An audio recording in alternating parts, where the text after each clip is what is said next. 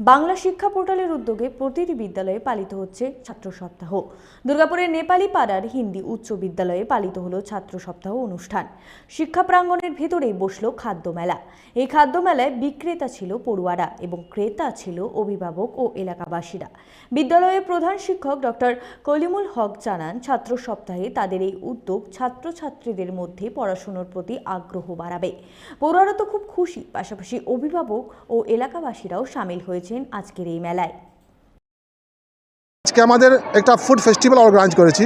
এই food festival মধ্যে যে বিভিন্ন রকম যে রান্না হয় বা খাওয়া দাওয়া হয়, ওটা ছেলে মেয়ে দ্বারা বানিয়েছে এবং এখানে বানাচ্ছে। আর যে বাকি যখন স্টল উদ্বোধন হবে, তারপরে যে বাকি যে ছেলে মেয়েরা হবে ওখানে গিয়ে কিনে আর তার এনজয় করবে। এটা একটা নতুন উদ্যোগ। আর যেমন শিক্ষা দপ্তর যে এরকম আমাদেরকে নির্দেশ দিয়েছিল, তাকে আমরা ধন্যবাদ জানাচ্ছি। পাশাপাশি বুধবার আসানসোলের একটি বেসরকারি বিদ্যালয়ে কর্মসূচি অনুষ্ঠিত হয়। এই বিশেষ অনুষ্ঠানে ছাত্রীদের স্বনির্ভরতা ও দলগত কাজে শিক্ষা দেওয়া হয়। উপস্থিত ছিলেন স্কুলের শিক্ষক শিক্ষিকা সহ ছাত্রছাত্রী ও অভিভাবকেরা। বিদ্যালয়ের প্রধান শিক্ষিকা বর্ণালী মিত্র জানান, ছাত্র সপ্তাহ উপলক্ষে কর্মসূচি পরিচালিত হয়েছে, যার মূল উদ্দেশ্য ছাত্রীদের শুধু পড়াশোনা নয়, বরং বাস্তব জীবনের জন্য প্রস্তুত করা।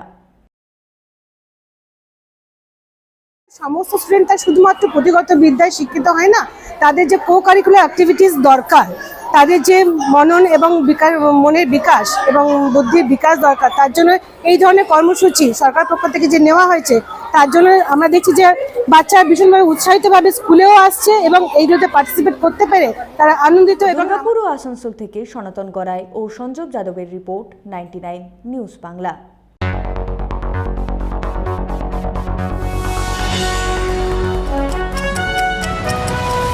আপনারা দেখছেন 99 নিউজ বাংলা। বদলাবো আমরা।